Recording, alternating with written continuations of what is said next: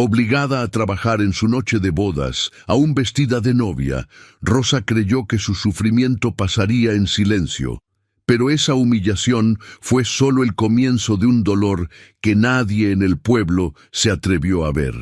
Cuando todo parecía perdido y la injusticia parecía haber triunfado, Dios comenzó a actuar inesperadamente y la verdad salió a la luz de una manera que nadie pudo evitar. Una historia sobre la fe silenciosa, el dolor profundo y la justicia divina que nunca falla, incluso cuando lleva tiempo. Escribe en los comentarios desde qué ciudad estás mirando y deja tu me gusta ahora, porque esta historia podría hablar exactamente de lo que llevas en tu corazón hoy. La noche aún resonaba con risas y música cuando Rosa sintió el frío de la realidad desgarrarle el pecho como un cuchillo. Su vestido de novia aún estaba limpio, oliendo a las flores que habían adornado la ceremonia, y sus pies descalzos sobre la tierra húmeda aún cargaban con la esperanza de una nueva vida con Diego. Se casaron esa tarde ante todo el pueblo, en una ceremonia sencilla pero alegre. Rosa, criada únicamente por su padre viudo, llevaba la gratitud en los ojos por ese día, creyendo que finalmente la guiaban al hogar que tanto había anhelado.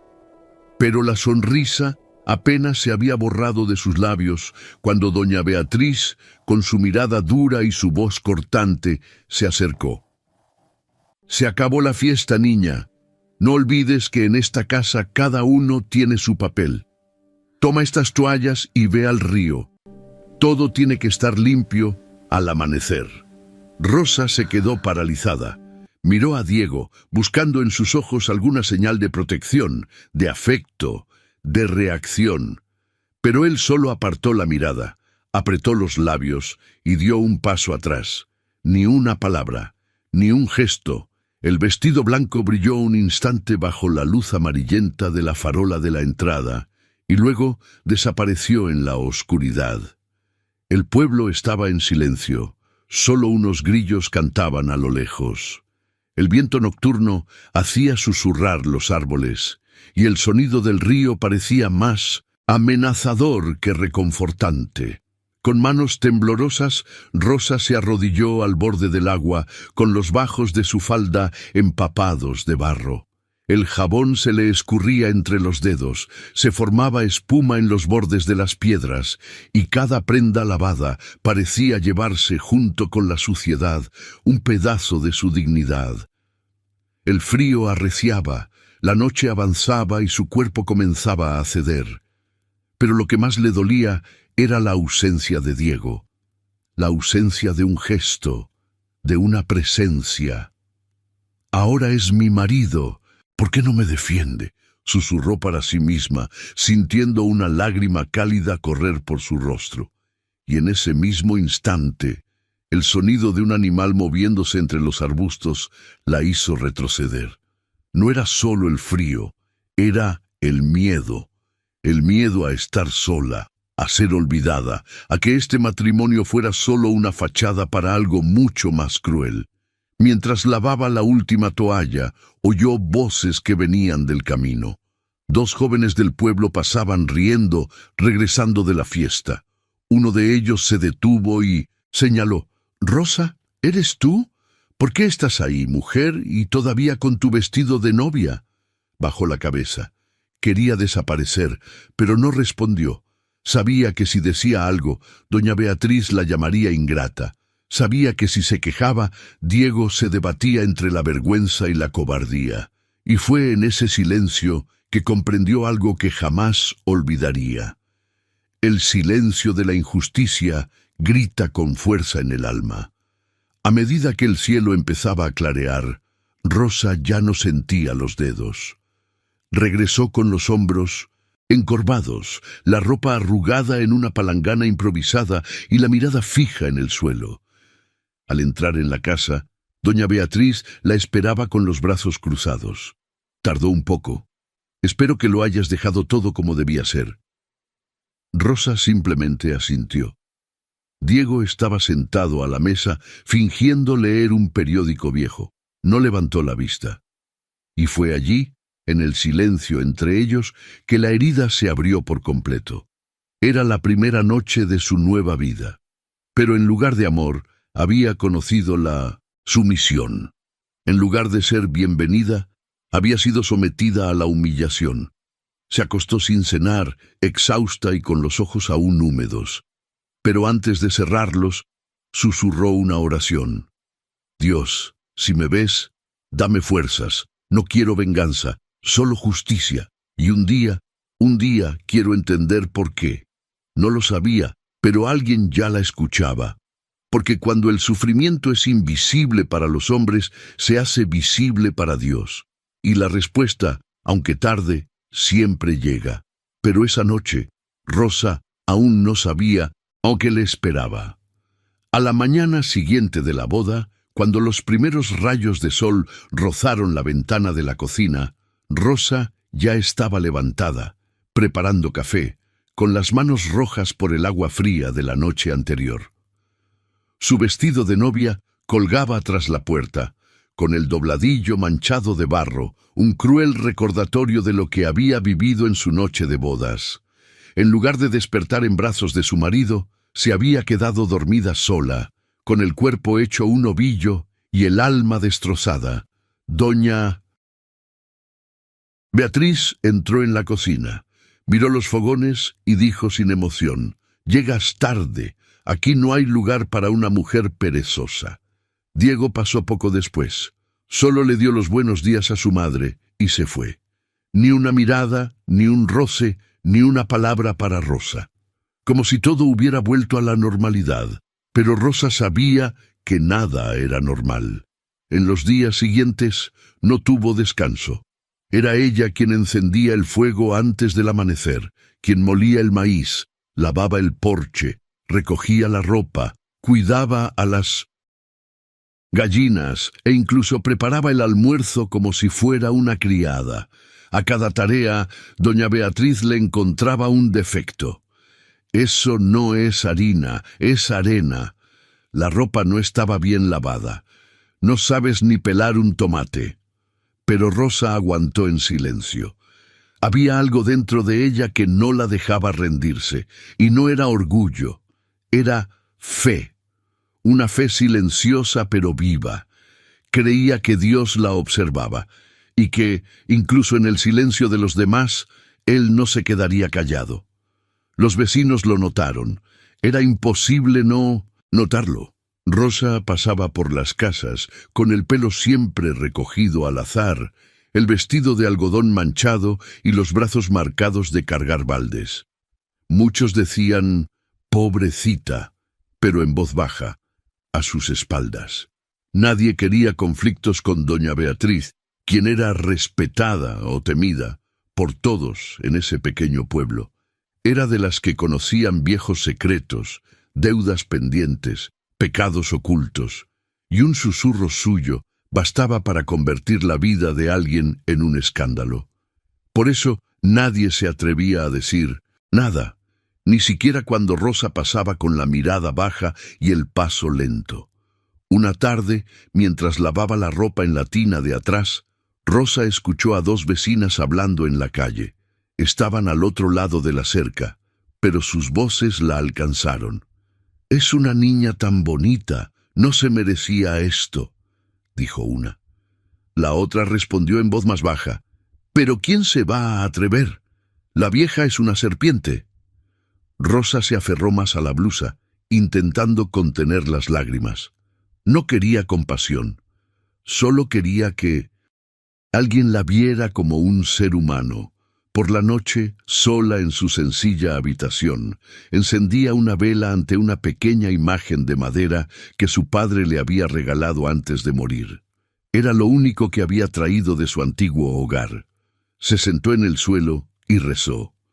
No pidió riquezas ni felicidad, pidió fuerza. «Padre, dame valor, y Señor Dios mío, si me escuchas, muéstrame que no estoy sola. Eso es todo». El silencio de la habitación solo lo rompían los sonidos de la casa, los pasos de Diego, quedándose dormido, el silbido de la tetera que doña Beatriz siempre dejaba en la estufa, el crujido de la madera vieja en las paredes. Pero dentro de Rosa algo se resistía. Un domingo durante el desayuno, doña Beatriz entró con un plato en la mano y dijo con tono seco: «Mañana lavarás los trapos del gallinero, están sucios y apestan». Rosa, en voz baja, respondió: «Sí, señora». Diego escuchó, pero no dijo nada. Comió despacio, con la mirada fija en el plato, como si el mundo allí no le importara. Ese mismo día, mientras tendía la ropa en el patio, Rosa vio acercarse a un niño del pueblo. Era Tomás, el hijo de su vecina Clara. La miró en silencio y luego dijo: «¿Estás triste?». Rosa sonrió dulcemente, pero sus ojos no siguieron el gesto. «No, querida, solo estoy cansada». El niño inocente respondió: «Mi padre dice que cuando sufrimos en silencio, Dios nos escucha más rápido». Rosa se detuvo, miró al cielo y sintió que se le llenaban los ojos de lágrimas.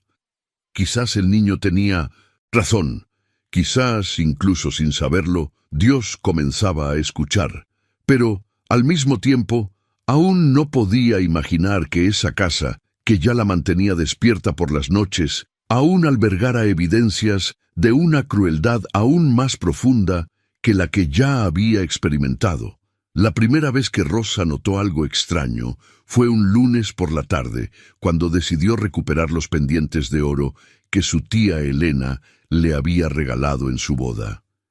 Eran sencillos, pero tenían un profundo valor sentimental, pues habían pertenecido a su abuela y se habían transmitido de generación en generación. Los había guardado cuidadosamente en una pequeña caja de madera dentro del baúl que también contenía su collar de perlas, un anillo de plata y sobres con dinero donado por los invitados del pueblo.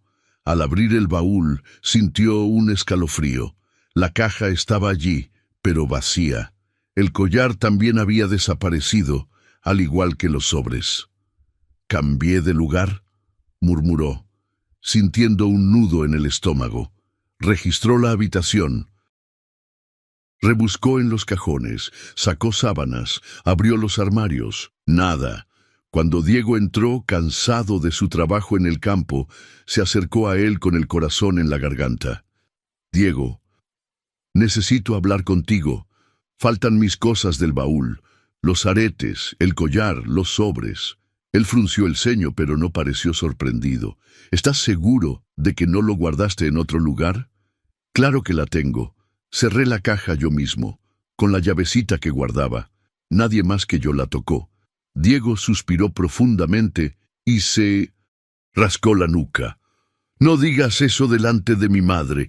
Pensará que estás acusando a alguien». Pero Rosa no necesitaba hablar. A la mañana siguiente, mientras barría el jardín, apareció doña Beatriz con los brazos cruzados, la boca tensa y la mirada penetrante. «Estás buscando las joyas perdidas, señorita». Rose levantó lentamente la vista. Sintió algo que la atravesaba por dentro. «Acabo de darme cuenta de que ya no están donde los dejé. Quizás los viste. Ni se te ocurra acusarme de robo en mi propia casa», gritó doña Beatriz, y su voz resonó hasta la cerca de los vecinos. «Si la perdiste, es por desorganizada.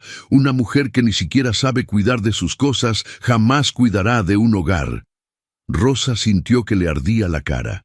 Paralizada, con la escoba aún en las manos, miró a su alrededor. Los vecinos observaban desde detrás de las ventanas. Algunos susurraban, otros cerraban las cortinas. Diego, al otro lado del patio, fingía estar ocupado cortando leña.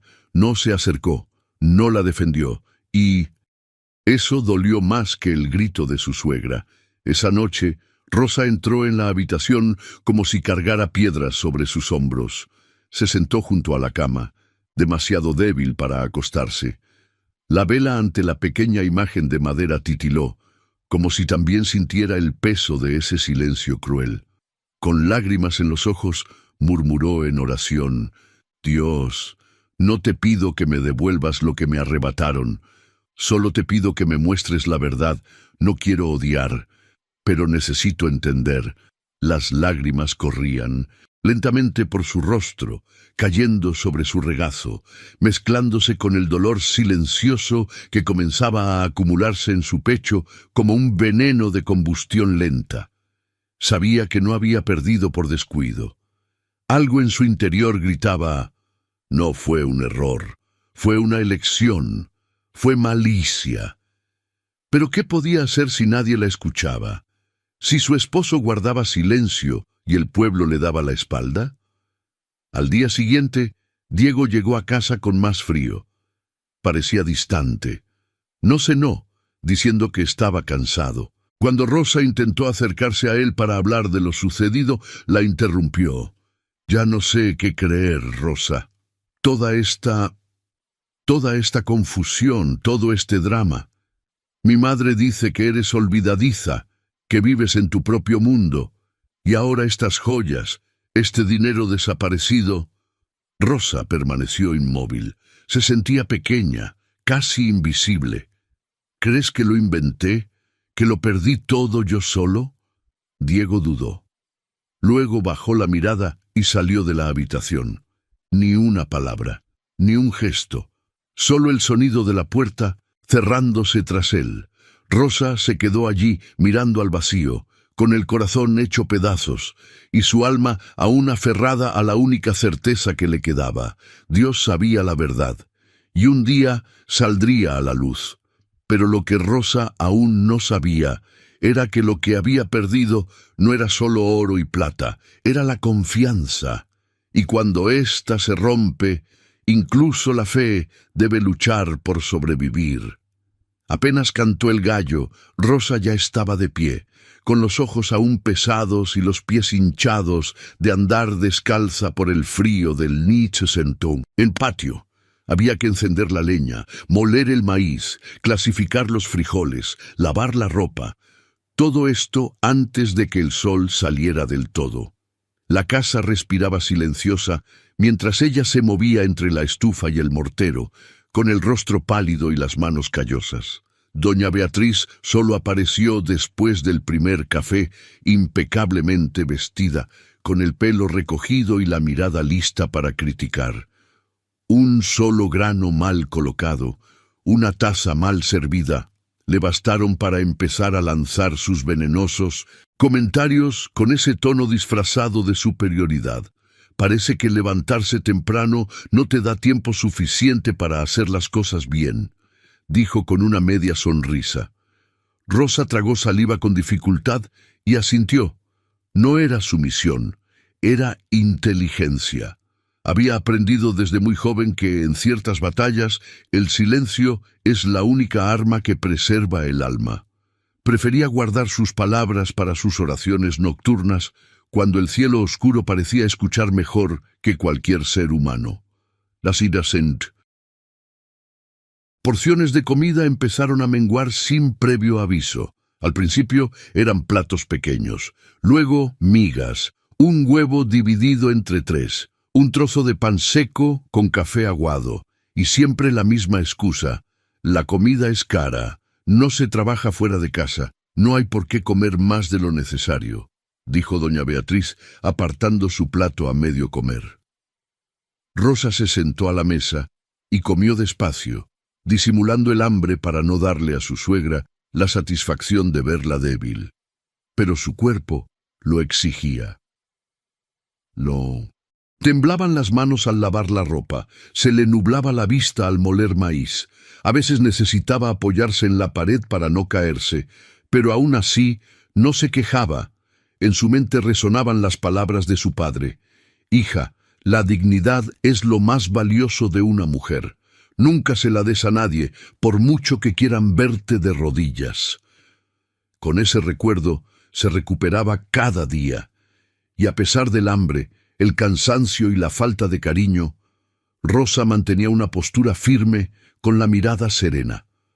Los vecinos aún la veían en la puerta fregando el suelo, y algunos incluso comentaban: ¿cómo puede aguantar tanto? Pero ella solo sonreía, sin dejar espacio a la compasión.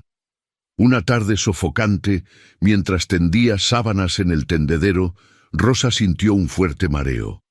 El mundo le dio vueltas por un instante, apoyó la mano en la pared, cerró los ojos y respiró hondo. Sintió un nudo en el estómago y un regusto amargo le subió a la garganta. Corrió al fondo del patio, donde vomitó en silencio, intentando no armar un escándalo.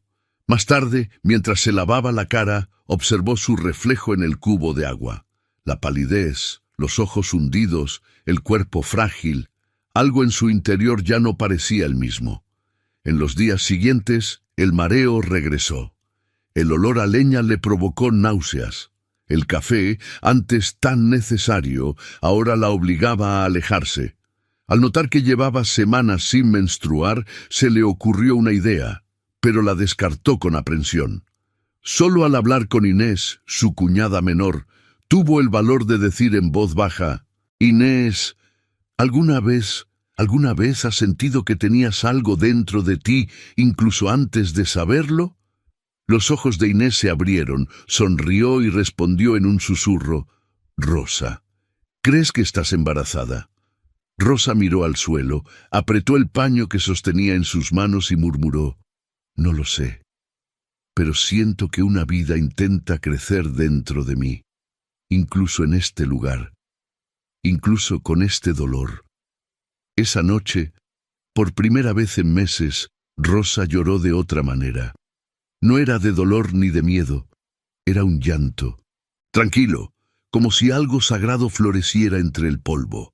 Y entre la soledad, el hambre y el desprecio, una silenciosa certeza se formó en su corazón. Ya no estaba sola. Algo latía en su interior.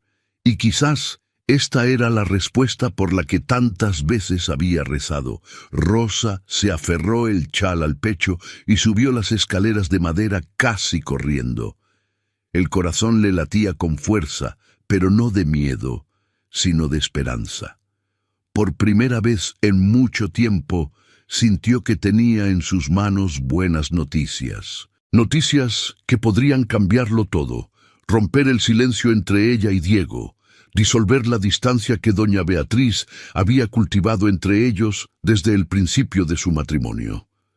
Con las manos sudorosas, llamó a la puerta de la habitación donde él descansaba después de comer. Diego respondió con un gemido ahogado, y ella entró lentamente, intentando controlar el temblor de su voz. «Diego, necesito decirte algo». La miró con los ojos entrecerrados, el rostro cansado, la expresión todavía pesada, por la desconfianza de los días anteriores. «¿Qué pasa ahora?», preguntó en tono impaciente. Ella respiró profundamente y luego sonrió. Una sonrisa contenida, tímida, casi infantil. «Estoy embarazada».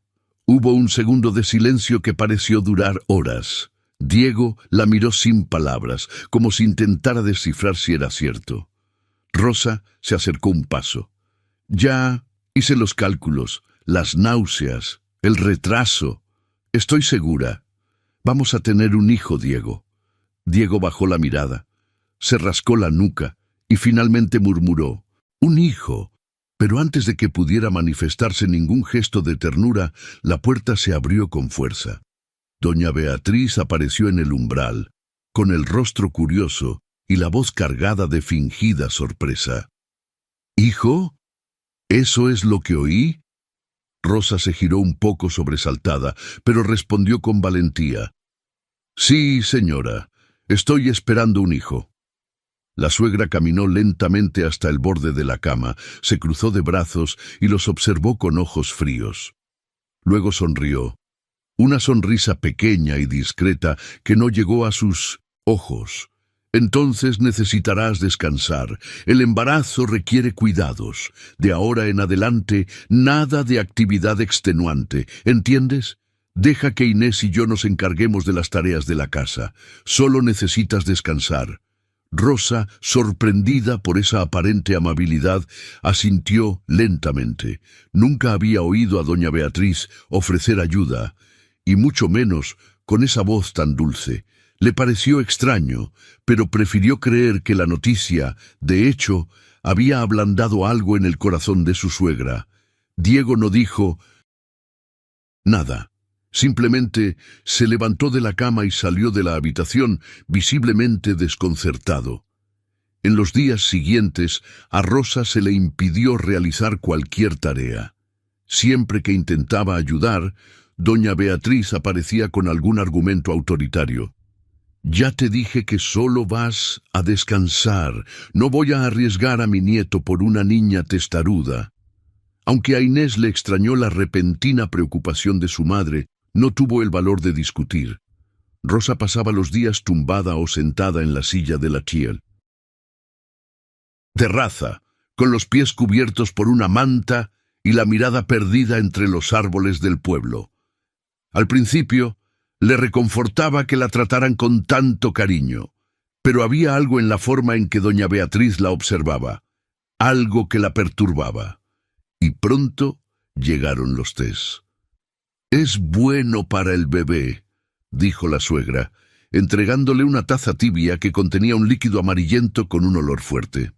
Rosa dudó. «¿Qué hay aquí?» «Hierbas, una mezcla que hacía mi abuela. Siempre ayudaba con los embarazos. En la familia. No lo dudes, tómala». Sin muchas opciones, Rosa obedeció. Y en los días siguientes empezó a sentirse extraña. Le dolía la cabeza y le pesaban los ojos. Dormía demasiado y, al despertar, sentía el cuerpo débil y desconectado. A veces tenía sueños extraños, sensaciones confusas. Todo parecía borroso. «¿Está todo bien, Rosa?», preguntó Inés una tarde, al verla tambalearse por el pasillo. «Creo que es el té que me hace diferente». «Entonces, ¿por qué lo tomas?». Rosa consideró negarse, pero no quería arriesgarse. «¿Y si de verdad es bueno para el bebé?», se preguntó. El miedo a perder a su hijo, sumado al miedo a su suegra, la paralizaba. Y con cada sorbo de ese té amargo, algo en su interior parecía desvanecerse un poco más. Como si una sombra creciera dentro de la casa y ella fuera la única que no pudiera verla completa. Y solo podía aferrarse a la única certeza que aún le quedaba. Dentro de ella, una vida intentaba florecer, incluso cuando todo a su alrededor parecía querer matarla desde dentro. Los días pasaron y los tés se convirtieron en rutina. 3 veces al día, siempre preparados por doña Beatriz con hierbas que nadie más en la casa conocía. Rosa bebía en silencio, aunque le resultaba extraño el sabor amargo y el fuerte olor que le provocaban náuseas. Los efectos no tardaron en llegar. Sintió que los ojos se le cansaban al poco de beber, que las piernas le flaqueaban sin motivo, que la memoria le fallaba incluso en las tareas más pequeñas. A veces olvidaba lo que había desayunado. Otras veces me dormitaba sentada en la silla de la terraza sin darme cuenta del tiempo transcurrido. «Es el bebé que te está quitando las fuerzas», dijo doña Beatriz con un tono de fingida compasión. «Es normal. Por eso necesitas seguir tomando las infusiones, fortalecen la sangre». Rosa quería creer, deseaba creer desesperadamente, pero la sensación de que algo andaba mal crecía en su interior con cada sorbo. Aún así, bebió, por miedo a arriesgar la vida de su hijo, por respeto a la casa donde vivía, por la creencia de que quizá su suegra finalmente intentaba cuidarla. Pero en el fondo, algo le decía lo contrario. Mientras Rosa se debilitaba, doña Beatriz se fortalecía. Caminaba por el pueblo con la frente en alto, deteniéndose en cada puerta, conversando en voz baja con sus vecinos, y siempre decía las mismas palabras. «Pobre Rosa, tan frágil. Ya ni siquiera puede levantarse de la cama. Estoy preocupada. Este embarazo no me parece estable». Las palabras sembraron la duda. Al poco tiempo, las mujeres del pueblo empezaron a susurrar entre sí. «¿Viste lo pálida que se ve? Esa chica no está bien adaptada. ¿Crees que este bebé sobrevivirá? Rosa notó las miradas de reojo, los susurros apagados, los visitantes que se detenían en la puerta y luego se marchaban. Era como si todos ya esperaran lo peor, como si su debilidad fuera un presagio inevitable de tragedia. Y eso la hacía sentir aún más sola. Inés, por otro lado, empezó a observar con más atención. La hermana de Diego nunca había sido cercana a Rosa, pero tampoco había tolerado los excesos de su madre. Una mañana, al ver a Rosa dormida en la encimera de la cocina, con la taza aún en la mano, frunció el ceño. Él se acercó, olió el líquido y arrugó la nariz. ¿Qué tipo de hierbas son estas? Rosa se despertó sobresaltada y con el corazón acelerado. Yo me quedé dormido un ratito. Te has estado quedando dormida todo el día, Rosa. No es normal. ¿Y desde cuándo el té te da sueño? Su madre dice que fortalece, que ayuda al bebé a crecer fuerte. ¿Confías en esto? Rosa no respondió, solo bajó la mirada. El silencio era más claro que cualquier palabra. Inés apretó los labios, desconfiada, pero no insistió en ese momento. Sabía que necesitaría algo más que sospecha para enfrentarse a doña Beatriz. Esa misma tarde, Diego llegó temprano a casa del campo. Encontró a Rosa sentada en el porche, con la cabeza inclinada hacia un lado, completamente inconsciente. El sol aún estaba alto, pero ella no respondió. La sacudió suavemente. «Rosa, oye, Rosa, escúchame». Se despertó con dificultad, con los ojos apagados y la piel fría. «Está todo bien. Solo era el calor», murmuró intentando sonreír. Diego miró a su madre, que había aparecido en la puerta. «¿Esto sucede todo el tiempo?», preguntó, sin poder ocultar su inquietud. «Es normal. El embarazo provoca eso», respondió doña Beatriz con firmeza, antes de darle la espalda y volver a entrar. Pero esa noche, el cuerpo de Rosa cedió. Se levantó para ir al baño, dio 2 pasos y se desmayó en el suelo de tierra compacta. El golpe atrajo a todos en la casa. Inés fue la primera en correr. Llamó a Diego. Rosa estaba pálida, temblando, con el pulso débil. «¡Mamá! ¡Llama a doña Carmela!», gritó Inés, refiriéndose a la partera del pueblo. Doña Beatriz dudó un segundo, sorprendida por la decisión de su hija. «¡Ahora, mamá!», repitió Inés con firmeza. Y fue en ese momento, con el cuerpo de Rosa tendido en el suelo y las miradas del pueblo a punto de volverse hacia esa casa, que el velo empezó a rasgarse. La verdad, por mucho que intentaran ocultarla, ya daba señales de que no permanecería silenciada por mucho más tiempo. El suelo de tierra compactada parecía más duro ese día. Rosa cayó como un peso inerte, con el cuerpo inerte, los brazos extendidos como buscando apoyo en el vacío. Inés gritó tan fuerte que la vecina de enfrente corrió a ver qué pasaba. Doña Beatriz bajó corriendo las escaleras, fingiendo sorpresa, pero sin poder ocultar la incomodidad que se dibujó en su rostro. Diego llegó después, confundido, casi tropezando con sus propios pies. Su mirada se cruzó con la de su hermana y por primera vez ella vio en ella una silenciosa advertencia. Algo andaba mal, muy mal. «Llamen a doña Carmela ahora mismo», ordenó Inés, arrodillándose junto a Rosa, sujetándole la mano fría. «Y que nadie la toque hasta que llegue». Doña Beatriz dudó. Su rostro se endureció por un instante. Luego forzó un tono urgente. «La llamaré». Salió con pasos pesados, sin mirar atrás. Doña Carmela llegó en menos de 10 minutos, acompañada de 2 muchachos del pueblo que la ayudaron a subir la colina. Llevaba su vieja maleta, el pelo recogido bajo un pañuelo oscuro y una mirada atenta que descubría cualquier mentira. En cuanto entró en la habitación, ordenó a todos que salieran, excepto a Inés. Rosa respiraba con dificultad, aún somnolienta, con los ojos entreabiertos y la piel pálida como la cera. Carmela le tomó el pulso, luego le examinó los ojos, el vientre, le olió la piel y pidió la taza que aún tenía té. «Dime qué bebió antes de desmayarse», exigió, acercándose la taza a la cara. El olor era fuerte, acre, familiar de otras historias. Inés dudó, pero respondió: «Mi madre ha estado haciendo este té desde que era niña. Decía que era para fortalecer al bebé». Carmela frunció el ceño, pasó los dedos por el líquido, lo olió de nuevo y miró a Rosa como si ya supiera la respuesta.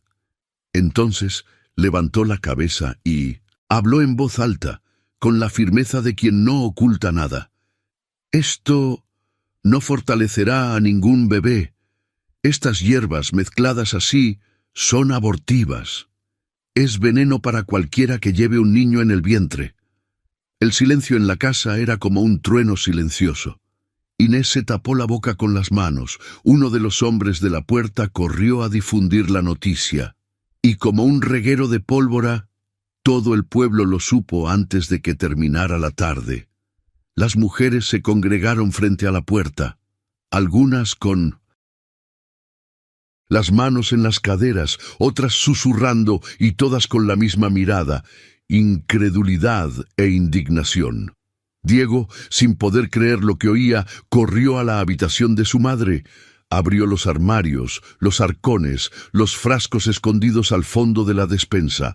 La rabia en su pecho crecía con cada nuevo frasco que encontraba.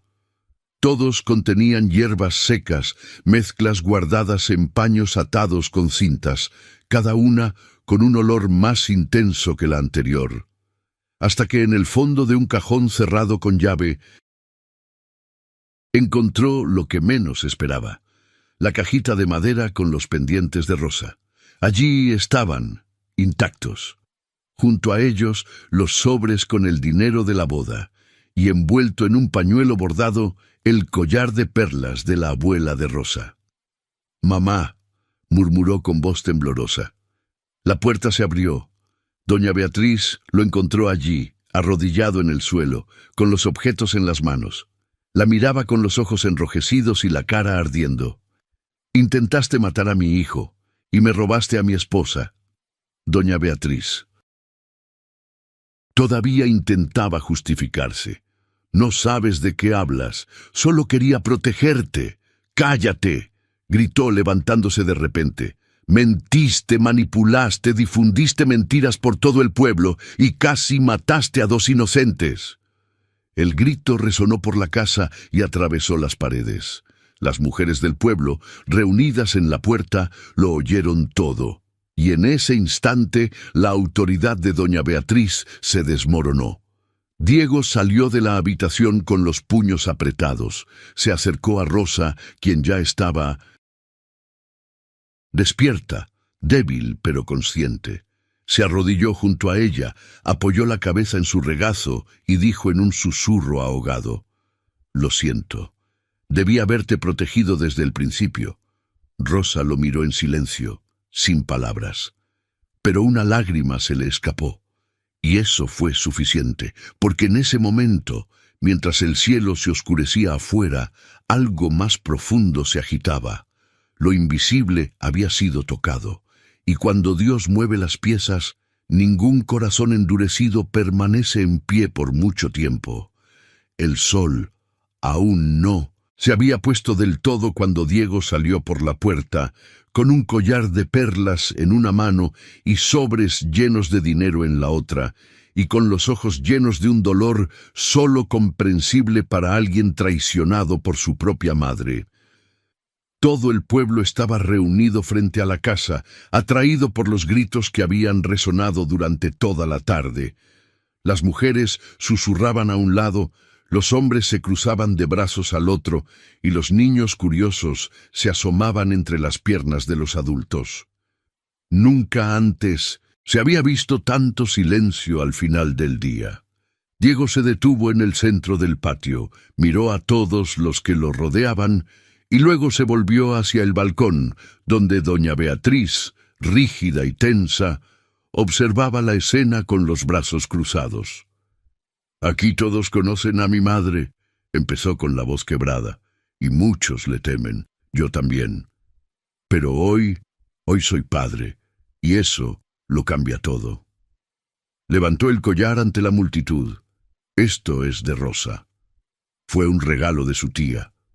Mi madre lo escondió junto con el dinero de nuestra boda, y además le puso hierbas abortivas al té que Rosa tomaba todos los días. La partera lo confirmó. Mi madre intentó matar a mi hijo». El murmullo comenzó de inmediato. Algunas mujeres se taparon la boca. Otras negaron con la cabeza indignadas. Los hombres fruncieron el ceño, murmurando palabras de asombro y desaprobación. Y entonces Diego señaló la puerta. «Sal de mi casa». Doña Beatriz bajó lentamente los 2 escalones del balcón. Su rostro era severo, la barbilla levantada, intentando mantener la pose de una mujer respetable, pero sus ojos estaban inquietos. Sabía que este momento era decisivo. Miró a su hijo, a Inés, que estaba a su lado, y finalmente a la multitud. No había dónde esconderse. «Van a darme la espalda por culpa de un forastero débil», dijo ella con voz temblorosa. «Una desconocida que es tu nuera, que lleva a tu nieto y que soportó en silencio todo lo que hiciste, más de lo que yo podría haber soportado», respondió Diego con firmeza. «Vete ya, o yo mismo me llevaré tus cosas a la calle». Doña Beatriz frunció los labios y caminó hacia la verja sin mirar a nadie. Afuera la esperaba una carreta. Su prima segunda, que vivía a las afueras del pueblo, había accedido a acogerla por obligación, solo por el peso del apellido. Pero sin promesas, sin cariño, solo un techo prestado, subió a la carreta sin decir palabra. El conductor la empujó con impaciencia, y en segundos desaparecieron por el camino. Dentro de la casa, el silencio era diferente. Rosa, aún débil, yacía en la cama. Al oír el ruido de las ruedas del carro alejándose, se apoyó en el borde de la cama y llamó a Diego. Ella se fue. Diego se acercó, se sentó a su lado y le tomó la mano. «Se acabó, no volverá. Nadie volverá a humillarte aquí». Rosa se puso la mano en el vientre, cerró los ojos con calma y por primera vez respiró hondo. El aire ya no parecía pesado, ya no se oían pasos pesados arriba, ni voces agudas en la cocina. Solo se oía el canto de los grillos afuera y el suave tintineo de un vaso de agua al ser colocado en la mesa. «Gracias, Dios mío», susurró, con los ojos aún cerrados. Inés entró en la habitación con una manta doblada y la colocó sobre los pies de su cuñada. No dijo nada, simplemente sonrió. Se sentó en la silla y permaneció allí en silencio, como si todos comprendieran que algo nuevo había comenzado. Y aunque los días siguientes fueron inciertos, esa noche Rosa durmió sin miedo, sin esperar insultos, sin temer que la despertaran para lavar la ropa ni recibir castigos. Durmió con la mano en el estómago y una sensación que no había sentido en mucho tiempo: paz. Afuera, el pueblo seguía murmurando, pero dentro de esa casa, una promesa silenciosa comenzaba a escribirse. Porque cuando la justicia humana falla, Dios encuentra sus propios caminos para actuar, y allí, en el corazón de una mujer marcada por el dolor, Él había comenzado algo que nadie más podía detener. Doña Beatriz llegó a casa de su prima con una pequeña maleta y su habitual mirada altiva. La mujer, llamada Ramona, la recibió en el umbral con un suspiro contenido. No había afecto en el gesto, solo el frío cumplimiento de una obligación familiar. Beatriz entró como si aún ejerciera autoridad, aunque ya no tuviera hogar, marido ni respeto. Durante los primeros días ocupó una habitación en la parte trasera de la casa, quejándose del colchón, del olor de la comida, del ruido de los niños. Repetía a quien quisiera escucharla, aunque nadie quisiera, que todo era culpa de Rosa, esa niña tonta, que había puesto a su propio hijo en contra de su madre. No me merecía esto, Ramona. Esa casa era mía. ¡Mía!, dijo, sentada en la silla de paja, con el rostro marcado por el tiempo, pero aún firme en su voz. Beatriz, deja de repetirte. Esta no es tu casa. Ya te lo advertí, respondió su prima, impaciente. Quédate todo lo que puedas, pero sé respetuosa. Los días se hicieron interminables. Ramona, que vivía de lo que ganaba cosiendo y vendiendo queso, apenas tenía tiempo ni paciencia para lidiar con la constante y arrogante presencia del huésped. Las quejas se hicieron frecuentes. El café estaba aguado, las duchas estaban frías, la comida escaseaba, los niños hacían ruido. Y cada vez que la contradecían, Beatriz suspiraba profundamente y decía: «Esto no pasaría en mi casa». 2 semanas después, Ramona perdió la paciencia. ¿Quieres vivir como antes? Retrocede en el tiempo. Aquí no hay lugar para una reina sin trono. Si quieres quedarte, cállate o vete. Beatriz no respondió, pero la mirada que le dirigió a su prima era la misma que solía dirigirle a Rosa, aquella mirada de desprecio disfrazada de superioridad, solo que ahora ya no asustaba a nadie. Era solo una mirada vacía. En el segundo mes, Ramona la llamó al patio. «Empaca tus cosas. Hoy ya no hay espacio aquí, ni para tu cuerpo ni para tu presencia». Beatriz palideció. Intentó protestar, decir que estaba enferma, que no tenía a dónde ir. Pero Ramona se mantuvo firme.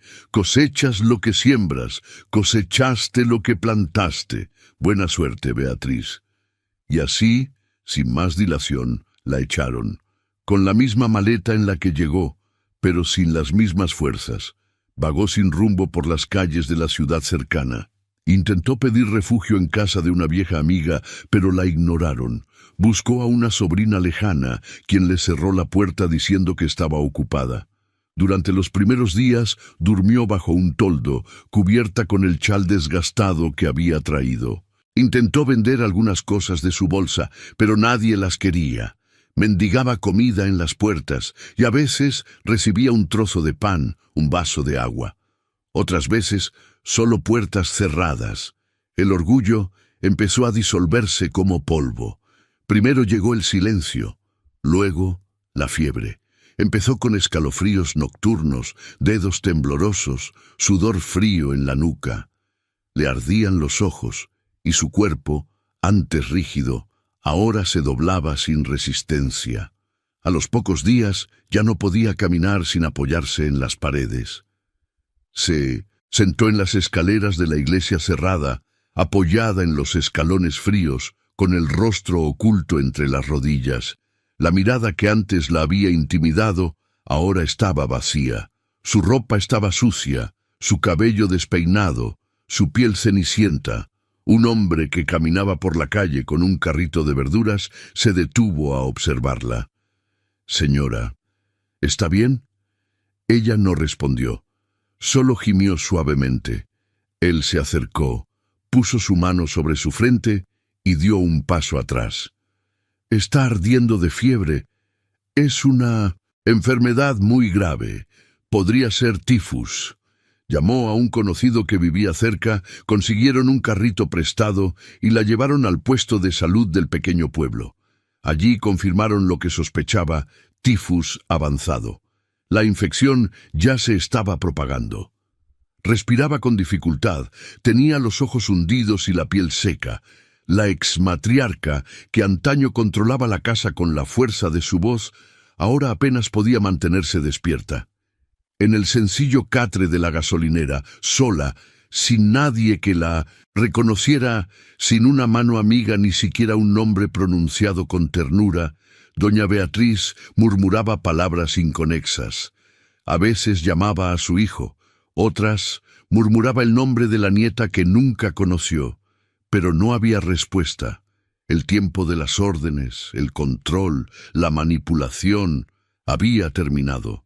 Solo quedaba el eco de su propia conciencia, y quizás aún quedaba una puerta abierta, una que nunca antes había considerado. La noticia llegó a través de un vendedor de verduras del pueblo. Había ido a entregar verduras al centro de salud del pueblo vecino, y al ver a Diego, entabló conversación sin rodeos. «Te llamas Diego, ¿verdad? Estoy casi seguro de que la mujer que vi allí es tu madre». Diego dejó de descargar el saco de harina del carro y miró fijamente al hombre. «¿Mi mamá?» «Doña Beatriz. Lleva 2 días allí.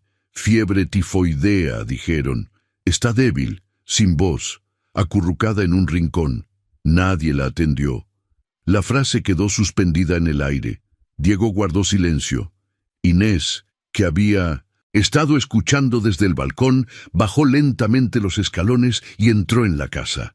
Rosa estaba sentada cosiendo una manta para la cuna, y al ver la expresión de su cuñada, dejó escapar la aguja de sus dedos.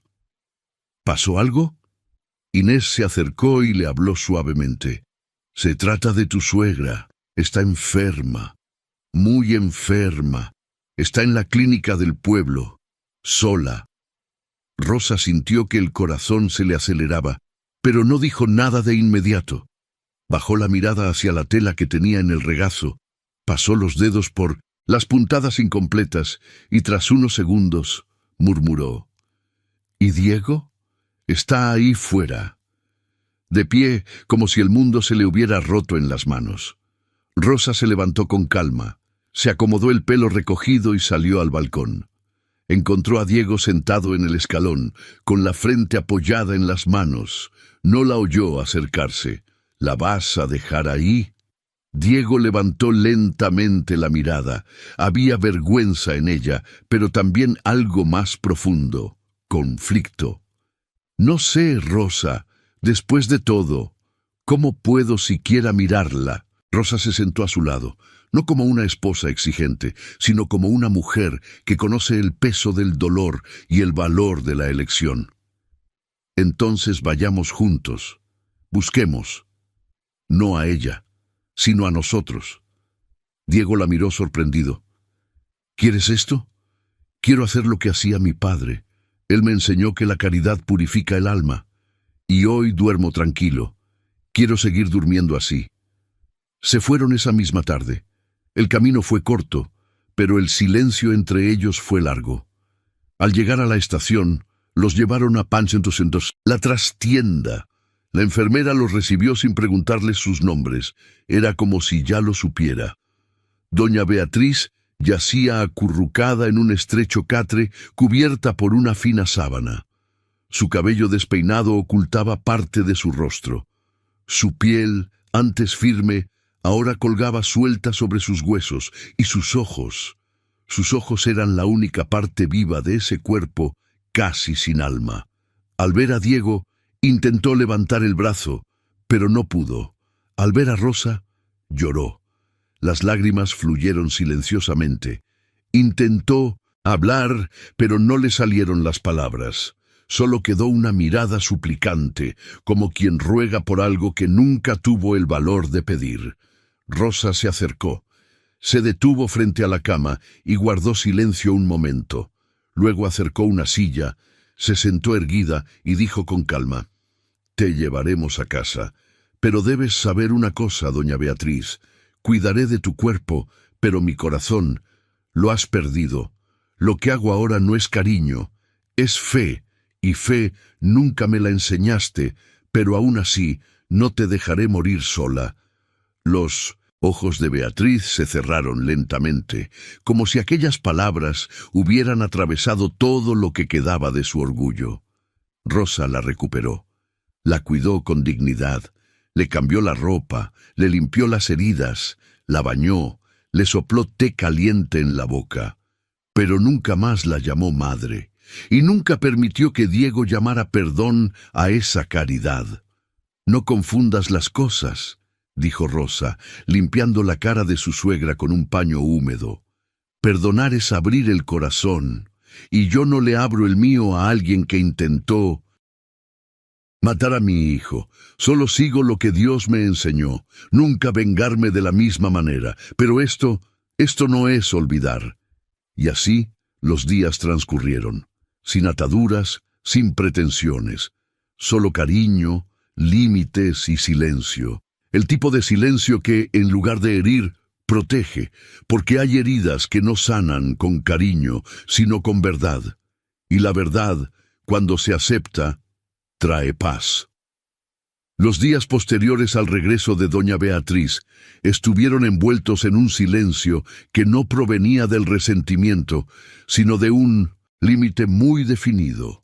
Rosa la cuidó como se cuida una planta que ya no florece, con respeto, dulzura y distancia. No había agresión en sus gestos ni amargura en su voz. Había una madurez dolorosa, la que nace cuando el corazón aprende a separar el cariño de la reconciliación. Doña Beatriz ocupaba la antigua trastienda, ahora limpia y ventilada. Diego la había preparado con lo indispensable. Rosa la mantenía ordenada, trayendo sus medicinas a tiempo, preparando caldos ligeros, lavando su ropa y cambiando las sábanas cada 2 días. Pero no rozó la piel de su suegra con cariño, ni permitió que sus miradas se cruzaran mucho tiempo. Cuando Beatriz intentó jalarle la mano, Rosa retrocedió. Cuando la mirada de la enferma la buscó suplicante, Rosa apartó la mirada, ya fuera al suelo o a la ventana. La casa había cambiado. Ahora había flores en la mesa, el aroma a pan recién horneado flotaba en el aire, y el suave sonido de la radio que Diego encendía por la mañana, sintonizada con música en suave. El hijo de Rosa dormía en la cuna junto a su cama, e Inés venía todas las tardes a ayudar. La luz entraba a raudales por las ventanas, sin palabras ásperas. Ya no se oían gritos, solo voces bajas, pasos ligeros, oraciones discretas. A veces, cuando Rosa entraba en la habitación para ver si su suegra tenía fiebre, encontraba a Beatriz despierta, con la mirada vivaz, intentando aún, a través de la mirada, decir lo que su boca ya no podía expresar. No era solo su cuerpo el que había enfermado, sino también su orgullo. Y ahora, allí, donde antes todo estaba bajo control, solo quedaba una mujer, rota por el tiempo y las consecuencias de sus actos. Una mañana, mientras colocaba una compresa fría en la frente de su suegra, Rosa habló con voz tranquila. «Sé lo que intentas decirme con tus ojos, pero esto no es algo que se dice con solo una mirada, se construye con gestos, y los tuyos llegaron demasiado tarde». Doña Beatriz parpadeó lentamente. Una lágrima rodó por el rabillo del ojo. Rosa se levantó, limpió la cara de su suegra con un paño limpio y salió de la habitación sin decir nada más. Las noches eran las más duras. Doña Beatriz gemía suavemente, gritando nombres que solo ella conocía. A veces murmuraba palabras sueltas: Diego, mamá, casa, error. Rosa escuchaba desde la cocina, pero no se apresuró. Esperó a que volviera el silencio.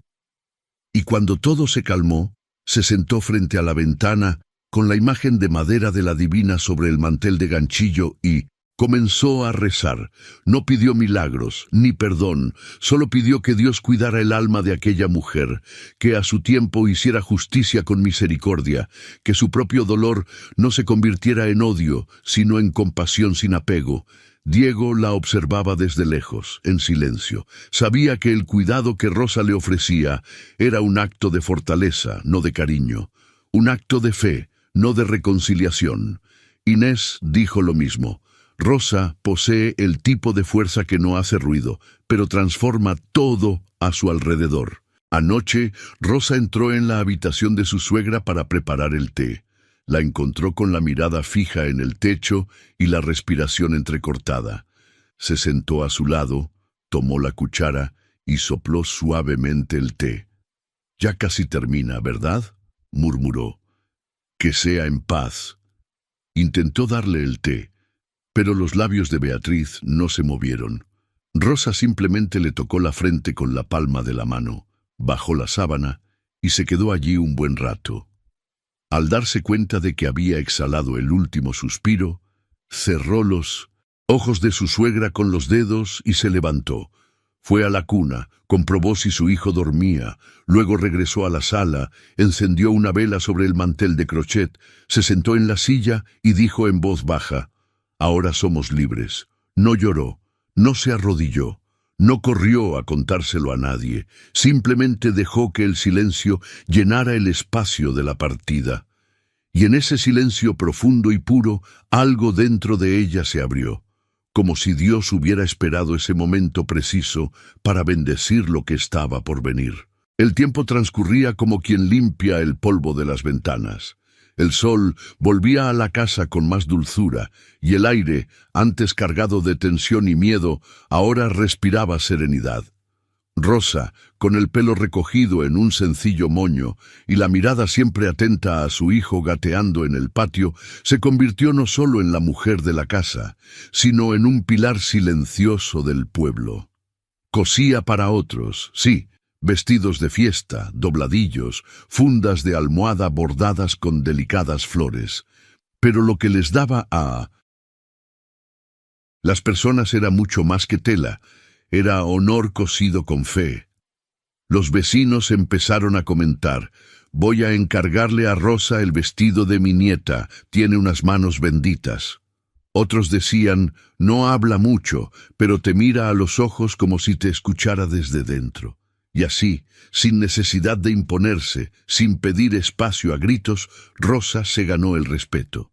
No por el escándalo del pasado, sino por la dignidad que mantenía en cada gesto presente. La fe de Rosa no se veía en sus labios, sino en sus ojos. Siempre oraba antes de empezar el día, daba gracias en silencio mientras planchaba la ropa y por la noche colocaba una vela encendida en la ventana como señal de que allí, en esa casa, la presencia de Dios era bienvenida. Diego cambió. Y cambió por completo. La culpa lo transformó, pero fue el ejemplo de Rosa lo que lo salvó. Ya no caminaba con los hombros encorvados, ni evitaba las miradas de los aldeanos. Ahora, cuando alguien decía algo sobre Rosa, no solo escuchaba, sino que la defendía. Y, con firmeza, compró las telas para los pedidos, trajo los carretes de hilo a la ciudad y al regresar le entregó todo a su esposa con un beso en la frente y una mirada de gratitud. «Me enseñaste a ser hombre, Rosa», le dijo una noche mientras ella amamantaba a su hijo, «y ni siquiera tuviste que alzar la voz para hacerlo». Ella no respondió, solo sonrió, con el mismo silencio que siempre sabía decirlo todo. Inés, a su vez, se convirtió en la madrina del bebé. Fue ella quien lo sostuvo en 1960 brazos el día de la presentación en la capilla, quien eligió el nombre Miguel, y quien juró ante todos proteger a ese niño con su propia vida, si fuera necesario.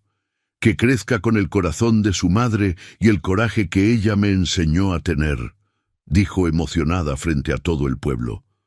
Doña Carmela, la partera, tampoco fue olvidada.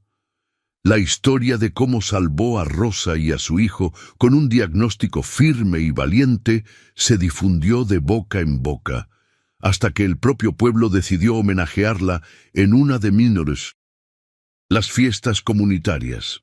Recibió flores, una manta bordada por Rosa y una placa sencilla pero sincera, por haber visto cuando muchos preferían no ver. Esto era lo que Rosa recordaba cada vez que encendía su vela junto a la ventana.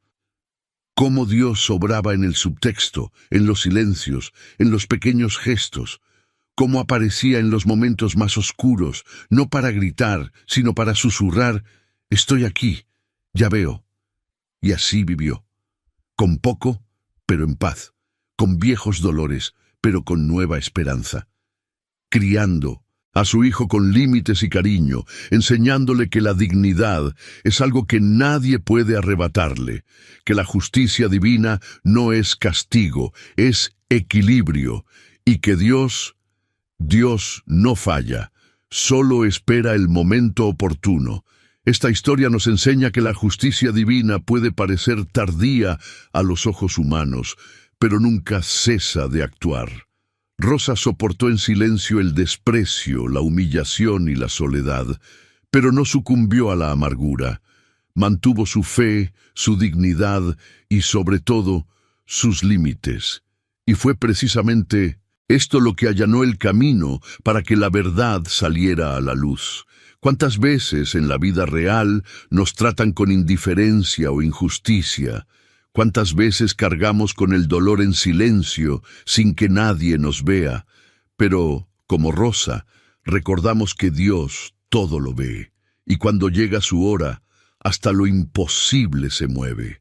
En el mundo en que vivimos, esta historia nos invita a elegir el camino de la firmeza con bondad, a recordar que perdonar no es olvidar, es elegir no ser como el mal, y que la verdadera fe no grita ni se impone, resiste, construye y transforma, incluso en silencio.